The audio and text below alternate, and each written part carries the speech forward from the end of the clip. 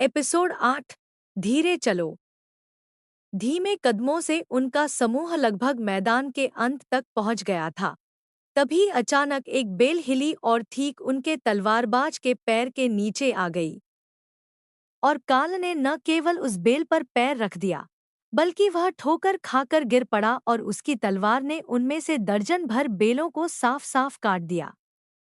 उसे उठाओ और भागो। बेल वाला राक्षस इससे खुश नहीं होगा। काल चिल्लाया और झाड़ियों की तुलनात्मक सुरक्षा की ओर दौड़ने लगा। लकड़हारे ने दूसरे लड़के को खींचकर उसके पैरों पर खड़ा किया और वे चारों दौड़ पड़े, इस उम्मीद में कि किसी तरह मैदान के किनारे तक पहुंच जाएंगे। उलझाने वाली बेलें काल के पैरों को पकड़ने लगी, लेकिन उसके तेज कदमों के कारण वे अच्छी पकड़ नहीं बना पा रही थी। वह बेलों की सीमा से लगभग बाहर निकल चुका था। तभी उसे खींचकर रोक दिया गया। उसके पीछे से आती हुई युवा मैच ने काल के स्थिर शरीर को स्प्रिंग बोर्ड की तरह इस्तेमाल किया। जब काल उठने की कोशिश कर रहा था, वह उसकी पीठ पर दौड़ी और सुरक्षा की ओर छलांग लगा दी, लेकिन हवा के बीच में ही उसे पकड़ लिया गया और धूल के गुबार तथा दर्द भरी कराह के साथ जमीन पर सपाट खींच लिया गया। योजना अच्छी थी, अमल खराब था, तलवारबाज ने उनके पीछे से हंसते हुए कहा, जबकि वह बेलों को काटते हुए अपना रास्ता बना रहा था। काल ने रेंड से खुद को आजाद किया और फिर मैच के लिए भी वही किया, जो घबराहट में पेड़ों की सुरक्षा की ओर भागी। सुरक्षित जगह तक पहुंचने वाला आखिरी व्यक्ति लकड़हारा था, लेकिन वह सबसे भाग्यशाली भी था, क्योंकि उसे जंगल में उलझाने वाली बेलों का अनुभव था और वह जानता था कि अपनी कुल्हाड़ी के पिछले हिस्से से उन्हें कैसे मारा जाए ताकि वे उसके टखनों को पकड़ न सकें। माफ करना, इस तरकीब को समझाने में बहुत समय लगता है, वरना मैं तुम सबको बता देता। उसने दूसरों से कुछ सेकंड बाद पेड़ों तक पहुंचते हुए बुदबुदाया। कोई बात नहीं, हम में से हर एक के पास अपना अलग ज्ञान है जिस पर काम किया जा सकता है, और मैदान के बीच में किसी लंबे लेक्चर के लिए समय नहीं था। काल ने सहमति जताई। मैच ऐसी लग रही थी जैसे वह कुछ कहने वाली हो, लेकिन फिर उसने अपना विचार बदल दिया। ठोकर खाने और वहां से बच निकलने के बीच केवल कुछ सेकंड थे। वास्तव में समझाने के लिए कोई समय नहीं था। अब केवल ताज़ा काटी गई घास का एक हिस्सा बाकी था, जिसके बीच से एक अकेला पत्थरों से बना रास्ता द्वार तक जाता था। अगर वे उसे पार कर लेते, तो वे सुरक्षित थे। खैर, अपेक्षाकृत सुरक्षित। एलिट्स के बारे में जितना वे जानते थे, उसके अनुसार उनकी संस्कृति शक्तिशाली लोगों को प्राथमिकता देती थी, और अभी वे शक्तिशाली नहीं थे। लेकिन वे सभी अपनी अपनी क्लास के लिए अच्छी तरह उपयुक्त थे, और समय के साथ शायद वे शक्तिशाली बन सकते थे। घास से दूर रहना। मैंने यह अपनी माँ के काम की जगह से सीखा है।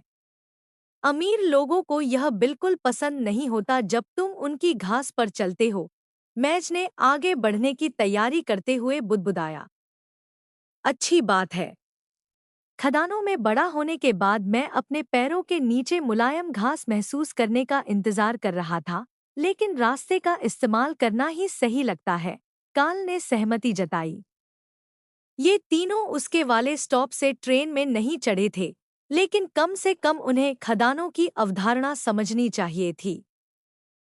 आसपास के शहरों में 10 और मिडिल स्कूल थे, इसलिए भले ही उन्होंने भी काल की तरह कभी यात्रा नहीं की हो, कम से कम उन्होंने दूरी पर खदानों के ऊपर उठे पहाड़ तो देखे ही होंगे। विजयी भाव से वे रास्ते पर आगे बढ़े। लकड़हारे का बेटा अपनी हल्की लंगड़ाहट छिपाने की पूरी कोशिश कर रहा था और मैज अपनी यूनिफॉर्म के सामने लगी मिट्टी साफ कर रही थी ताकि वह ऐसी न लगे जैसे मनोरंजन के लिए मैदान में लौटती रही हो। वे द्वार तक पहुंचे, जहां दो शिक्षक उनका स्वागत करने के लिए इंतजार कर रहे थे। उनके पास पाठ्य पुस्तकों से भरा एक बड़ा बैग और पेय पदार्थों से भरी एक मेज थी। गोल्डन डिवाइन अकादमी में आपका स्वागत है। छात्र काल, डाना, जेम्स और क्रूगर। आज द्वार तक पहुंचने वाले तुम पहले छात्र हो और इसलिए डॉर्मेट्री में अपने कमरे चुनने वाले भी पहले हो।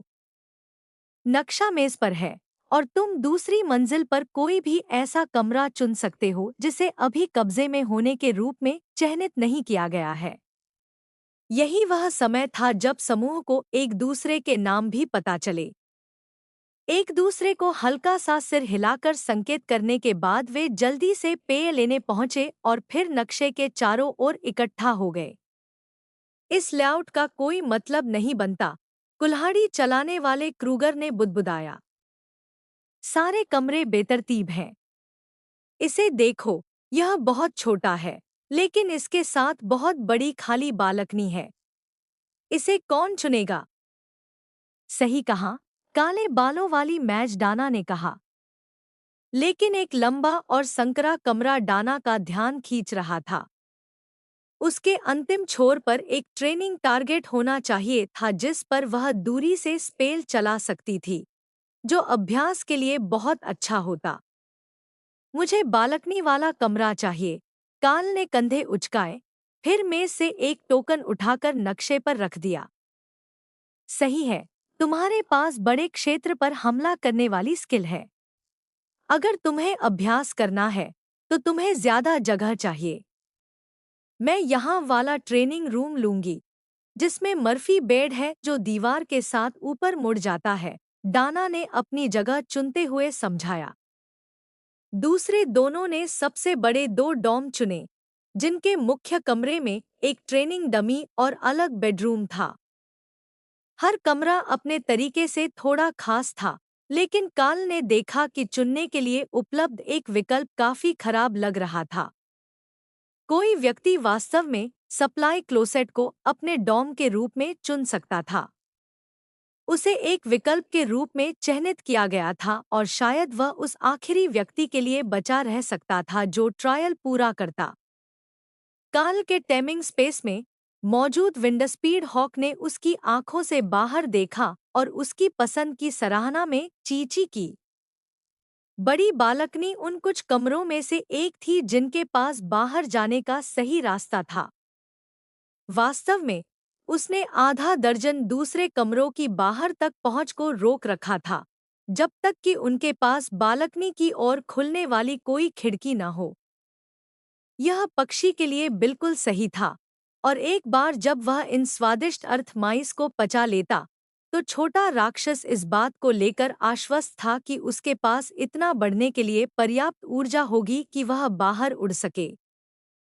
छोटे राक्षस लंबे समय तक असहाय नहीं रहते थे, यहाँ तक कि इस परिस्थिति में भी, जहाँ उसे उसकी माँ नहीं, बल्कि एक इंसानी बीस्ट टेमर पोषण दे रहा था।